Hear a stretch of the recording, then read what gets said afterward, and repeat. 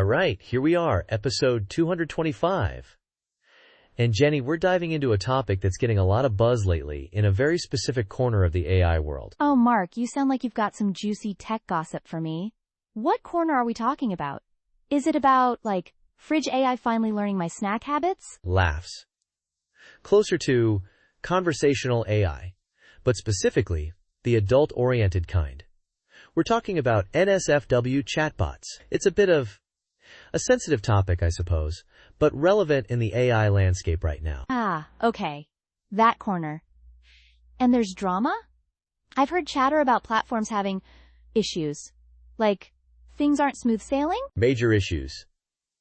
So, a lot of users who were, let's say, engaging with platforms like Janitor AI have been finding themselves increasingly frustrated. The word down keeps popping up, like Janitor AI down is a trending search term. People are venting online, you know? Yikes. So, reliability is a problem. I can imagine that's a big deal for something you want to interact with consistently. Like trying to have a conversation, but the person keeps wandering off. Exactly. And this is where alternatives are stepping in.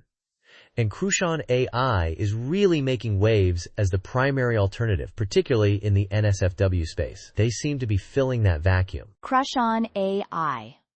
Okay, I've seen that name pop up too. What makes it a better option, especially when the other one is struggling with basic uptime? Is it just working? This is where the tech gets interesting, Jenny.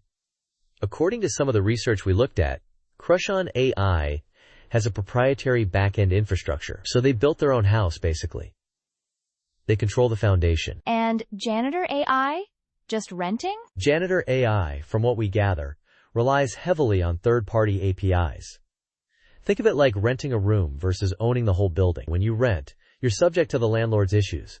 Plumbing, power outages, you name it. When you own, you control the environment. You can fix things when they break. You're not waiting on someone else. Okay, that makes a lot of sense. So Crushon can offer more stability because they're not dependent on someone else's connection or server load. They have more autonomy? Precisely. And that translates directly into performance. We're talking about average response times. Janitor can be kind of sluggish sometimes. 6 to 12 seconds. Users are reporting those kinds of delays. Crushon is often in the 2 to 4 second range. That's a difference you feel. Oh, wow.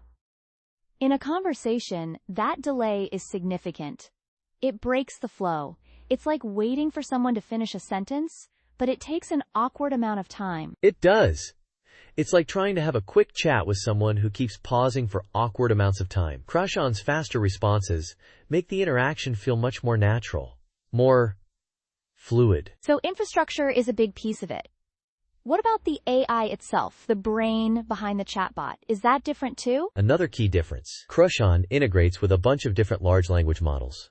Apparently, 17 plus of them, including things like Claude 3.7 Sonnet and GPT-4o. This gives them flexibility.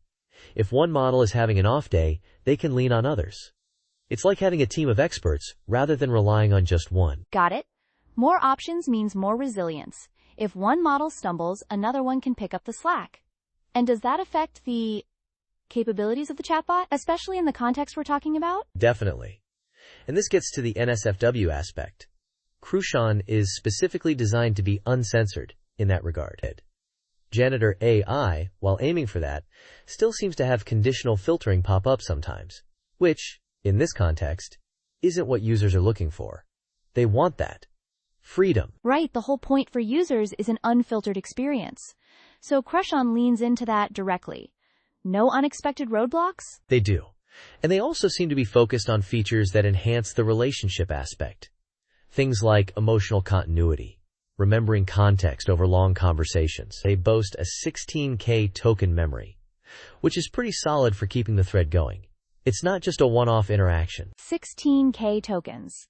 So that's like I can remember a longer history of your conversation, making it feel more continuous. It's building a memory of you. Yeah, think of a token as roughly a word or a piece of a word. 16,000 of those means it can recall a decent chunk of your interaction, making the character feel more consistent and, well, remember who you are and what you've talked about. It adds a layer of personalization. Okay, that's important for creating that feeling of a connection, even with an AI, it's not just about the content, but the feeling of being known, even in this specific context. Exactly. And Crushon seems to be betting on that deeper engagement. But, anytime you talk about I and sensitive content, there are questions that pop up, like what about privacy? These platforms have access to some pretty personal interactions. Oh, interesting point. If the AI is remembering everything, where is that data going? Are users' conversations secure with Crushon, or Janitor AI for that matter? That's a critical question, and one our research touched upon. Studies on AI privacy show that users are indeed increasingly concerned about data privacy, especially when engaging with platforms that capture sensitive information. How these platforms handle and protect user data is a major factor users' time should be considering. Yeah, that makes sense. It's one thing to have a bot remember your favorite coffee order, another for it to recall. Well, other kinds of preferences. Do either of these platforms make their privacy policies crystal clear? Crushon AI, with their proprietary backend, theoretically has more control over their data handling. However, transparency is key. Users need to look closely at the terms of service and privacy policies. Janitor AI, relying on third parties, adds another layer of complexity. You're trusting not just Janitor, but also the API providers. So, it's a matter of reading the fine print, which, let's be honest, most people don't do. But in this space, it feels particularly important. Absolutely. And there's also the elephant in the room with uncensored content. The ethical considerations. When you have platforms designed to be unfiltered, what are the potential implications? You mean, does it cross a line? Like, could it contribute to harmful behaviors or normalize things that shouldn't be? That's the debate. Ethical debates around AI content moderation highlight the need for platforms to ensure that their content aligns with societal norms and doesn't promote harmful behavior. It's a delicate balance between user autonomy and potential negative societal impact. And with AI becoming more sophisticated, those lines get blurrier, I imagine. A highly engaging, uncensored interaction could have more influence than a less sophisticated one. Exactly. So, while the tech differences in terms of reliability and capability are clear between Crushon and Janitor, it's worth pausing to think about the bigger picture. What are the developers' responsibilities in this space? Should there be regulation? Ooh, regulation. That's a whole other can of worms. Who decides what's appropriate for an uncensored AI chatbot, and how do you even enforce that? Precisely.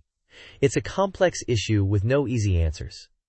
But it's a conversation we need to be having as AI becomes more integrated into our lives, in all its forms. From fridge AI to, laughs. From snacks to sensitive conversations.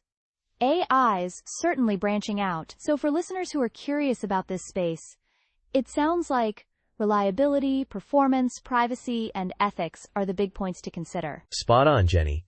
And it's a rapidly evolving area. What's true today might change tomorrow. These platforms are constantly updating and facing new challenges. It's definitely a space to watch. And a space where user experience, from the technical side to the ethical implications, really matters.